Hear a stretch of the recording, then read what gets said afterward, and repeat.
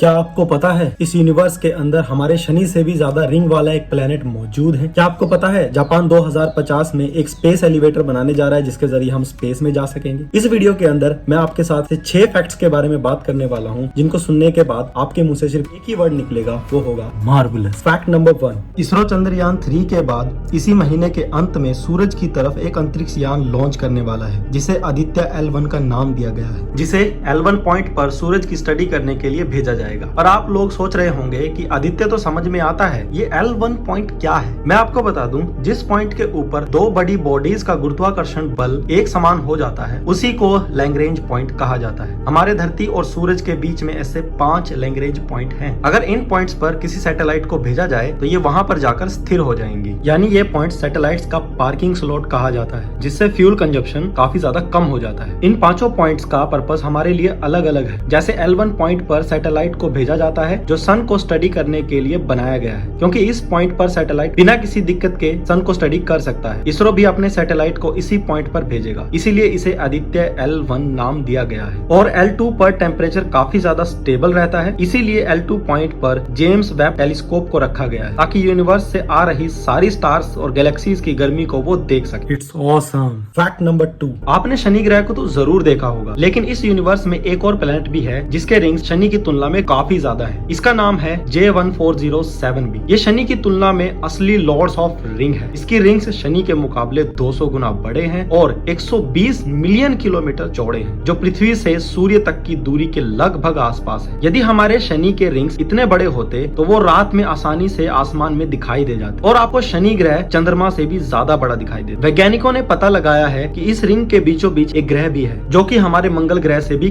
काफी ज्यादा बड़ा है। फैक्ट नंबर 3, क्या आपने कभी ट्विन पैराडॉक्स के बारे में सुना है? मान लीजिए 2 जुड़वा बच्चे हैं और वो दोनों 5 वर्ष के हैं। आप उन जुड़वा बच्चों में से एक को लो और रॉकेट में रखो और उसे अंतरिक्ष में भेजो, लेकिन वह प्रकाश की गति से 90% की स्पीड से ट्रैवल कर रहा होगा। होता यह है कि जब आप इतनी तेजी से यात्रा करते हैं तो समय 44% घट जाता है। इसका मतलब यह है कि उसकी उम्र धीमी हो रही है। जब वह बच्चा 5 साल बाद यात्रा करके वापिस आएगा तो उसकी उम्र 10 साल होगी, लेकिन उसके जुड़वा भाई की उम्र 110 साल हो चुकी होगी। फैक्ट नंबर 4, क्या आपने कभी apple in a box theory के बारे में सुना है? कल्पना कीजिए आपके पास पूरी तरह से एक सील बंद डब्बा है और उसके अंदर एक सेब रखें और उस सेब को हमेशा के लिए उसके अंदर छोड़ दें। कुछ ही समय के बाद वह सेब खराब हो जाएगा। ज्यादा समय तक सेब अंदर रखने की वजह से सेब जो है वो प्रोटॉन, न्यूट्रॉन और इलेक्ट्रॉन की फॉर्म में टूट जाएगी। यदि बॉक्स को खोल दिया जाए तो उसकी ऊर्जा अनंत पार तक जाएगी, लेकिन यदि अरबों साल बाद बक्सा खोला जाता है तो आपको सेब वैसा ही मिलेगा जैसा आपने उसको शुरू में रखा था। ऐसा क्यों हो रहा है? उसका कारण यह है कि हमारा अपना ब्रह्मांड सिर्फ एक बॉक्स के अंदर भी हो सकता है और इन ब्रह्मांडों का मल्टीवर्स भी हो सकता है। थ्योरी तो हजारों हैं, लेकिन किसको क्या पता। लेकिन अभी हम जो बात सोच रहे हैं शायद ब्रह्मांड के किसी कोने में वो चीज हो रही हो। Fact number